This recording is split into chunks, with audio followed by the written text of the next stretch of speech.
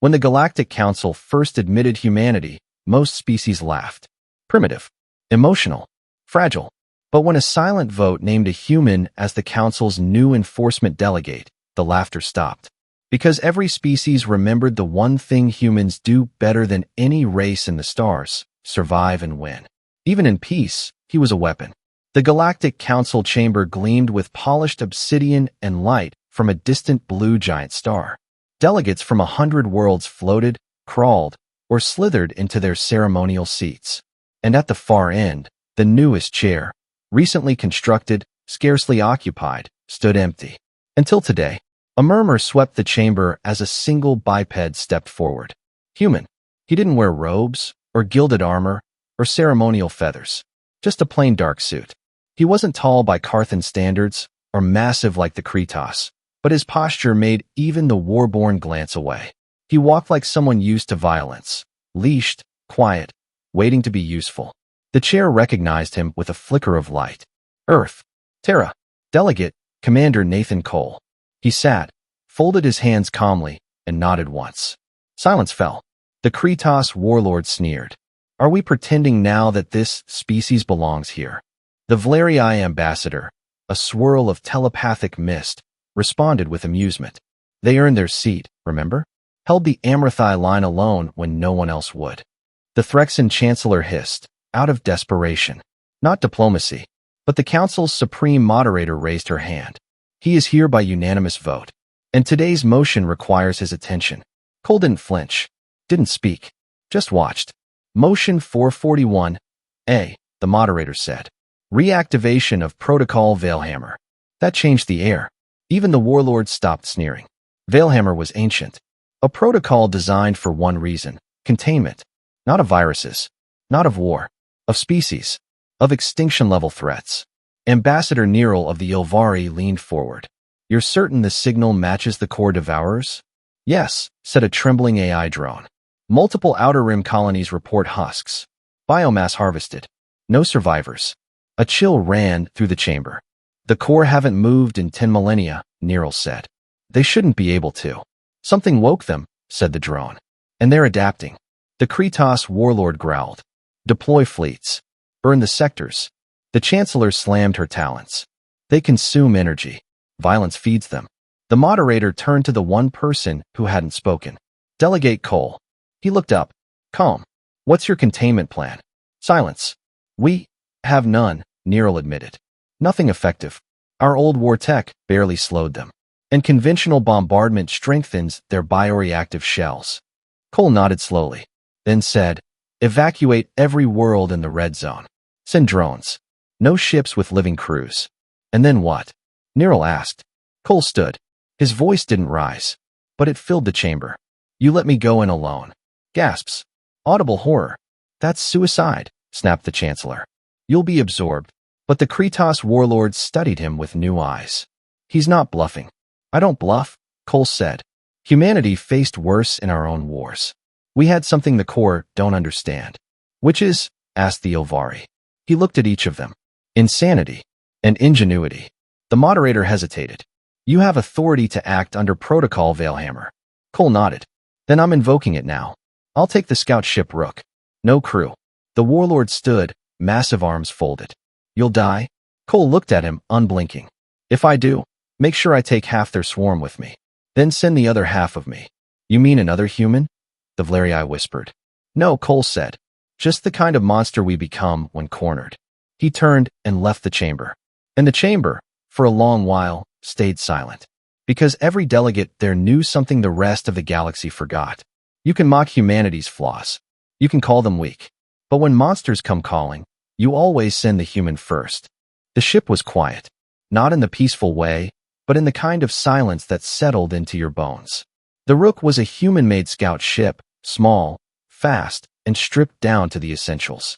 No AI assistance. No crew. Just reinforced hull, adaptive plating, and weapons locked behind command-level biometric triggers. Nathan Cole stood in the central chamber, watching the galaxy turn outside the viewport. Ahead of him, marked on the map with a soft red glow, was Sector E7, a dead zone now. The core devourers were already consuming 3 outposts, and 2 communication relays had gone dark within hours of first contact. He strapped in, pulled the harness across his chest, engaged the deep layer neural interface. A voice crackled in over tight beam. Rook command to Cole. You're cleared. Are you sure about this? He didn't answer immediately. Then, I was sure the day I took the chair. A pause. Good luck, Commander. The ship jumped. There was no fanfare, no lightspeed glow. Just a flicker in space, and then the silence returned, deeper this time. He arrived in a system with no name. A dying star, for planets, and a string of wreckage orbiting like bones in a predator's nest. The remains of an Ilvari cruiser, blackened and hollowed. No heat signatures. No survivors. The ship's sensors pinged. Movement. Not ships. Not even living things, at least not in the usual sense. The core biomass floated through the void in clusters, like dark petals drawn toward anything warm. They lashed onto hulls, spread, consumed, and replicated. Cole whispered, "Let's see what you've learned in 10,000 years." He initiated the Rook's decoy protocol. Drones launched from the undercarriage, emitting false biosignatures. The nearest mass of core matter turned, flowing unnaturally through the vacuum like a liquid with purpose. The drones burned. So did the core. But more came. He activated the secondary lures, directing them toward the sun's corona. Some of the core followed. Others didn't. They adapted too fast. It was what he expected. Cole opened the hidden compartment beneath the command panel. Inside lay something that wasn't standard issue. Something Earth hadn't shared with the Council. A vial of engineered nanophages. Designed not to destroy, but to hijack. To infect the infectors. He had one shot. The plan was simple. Get close. Let them breach the hull. Lure them in with biosignature pulses. Then release the payload. It would either wipe them from the inside out, or mutate them into something worse. Initiating breach protocol, he said to no one. He locked his helmet in place. Engaged cabin decompression. The Rook shuddered as the first tendrils of core material latched onto the outer shell. Then, penetration. They came in like black smoke, twisting and twitching through microcracks and ports. The air reeked of iron and rot. Cole waited. Then he injected the vial directly into the ship's life support matrix. You want to consume life? He whispered. Then choke on ours. The reaction was immediate. The core inside the cabin began to ripple, shudder, then scream. Not sound, but vibrations in the metal. The ship groaned under the stress as foreign DNA twisted and fought back. Cole bit down on his rebreather and set the ship to self-contain. He could feel them inside the walls, trying to rewrite him, and failing. The nanophages had human code in them, from the old wars, from Earth's worst years. They didn't just defend. They infected back. Cole triggered the emergency transponder, not to call for help, to broadcast the signal. All core clusters within range heard it. It sounded like prey, but it wasn't. It was bait, and he was the hook. The countdown began. 3 hours before the ship's core went critical. That was all the time he had to draw as many as he could.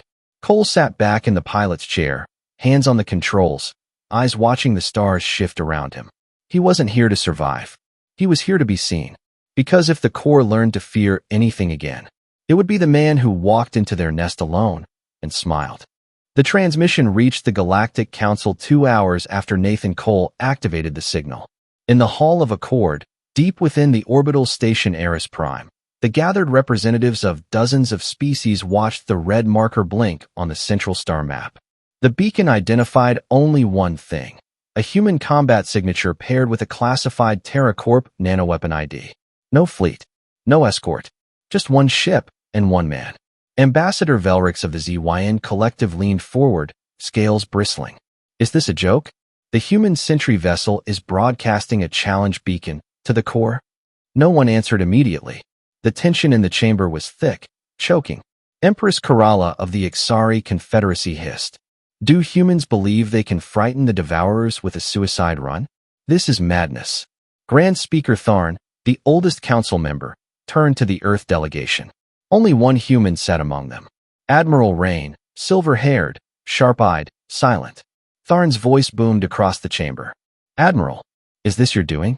Rain didn't flinch. We didn't send him. Murmurs rippled through the room. Then what is this? Velrix demanded. Rain tapped a control on her wrist.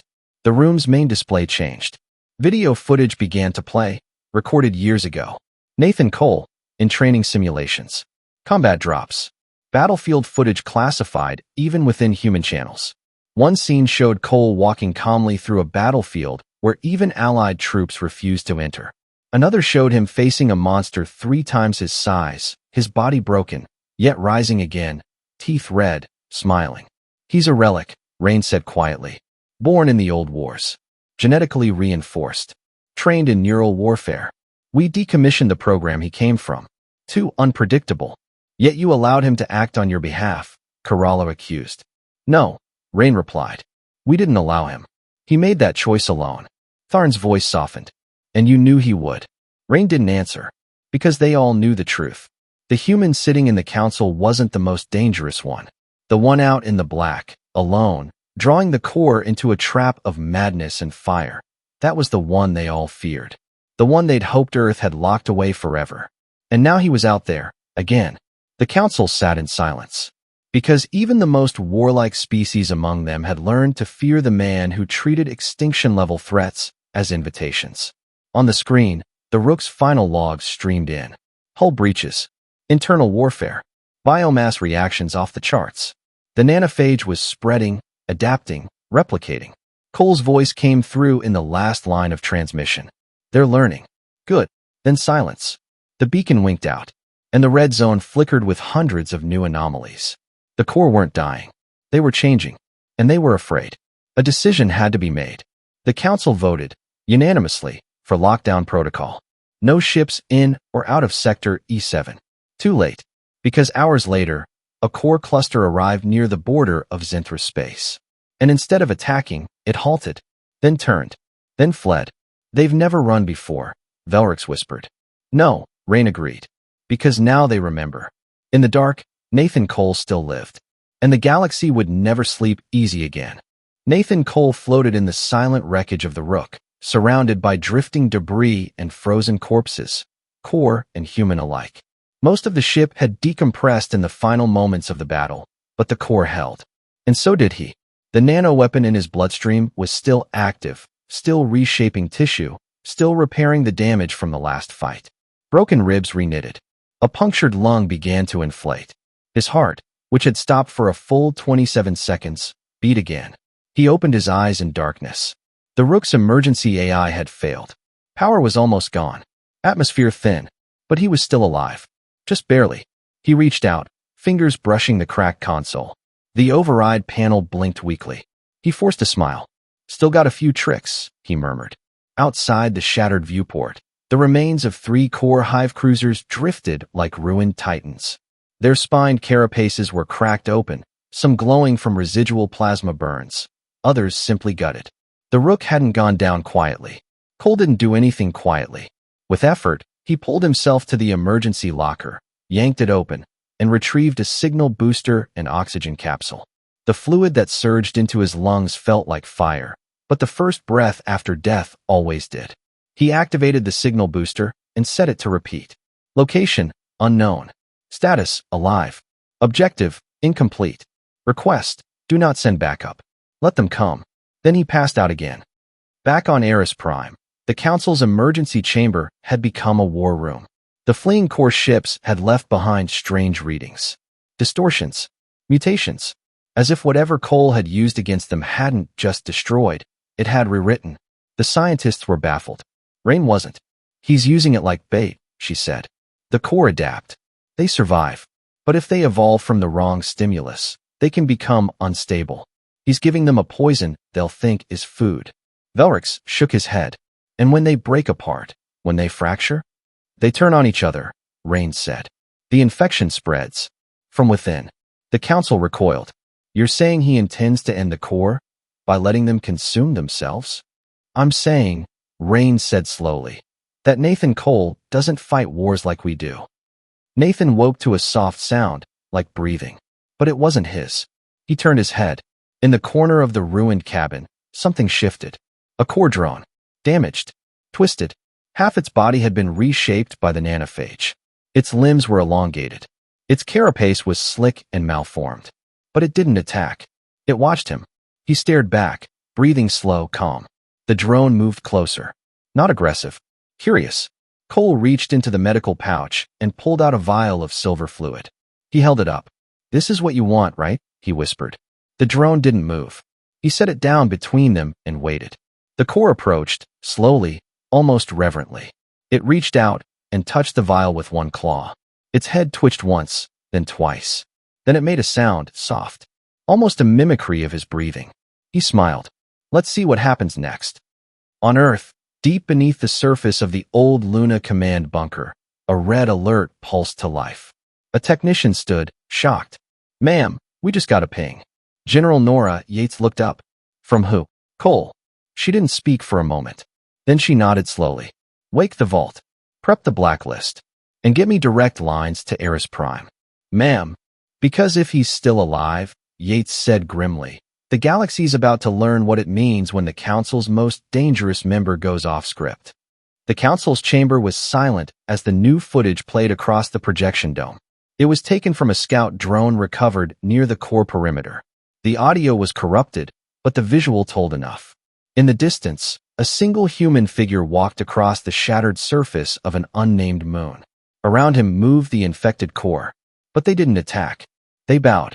They moved like an escort. Some of the younger ones clicked their mandibles in what the xenolinguists believed was mimicry. Others simply followed, their glowing spines dimmed. Rain stood frozen as the feed ended. "He's done it," she whispered. "He's flipped the hierarchy." "What does that mean?" one of the counselors asked. "It means they're not hunting him anymore," Velrix said. "They're following him, learning from him, or becoming something worse." No one spoke after that.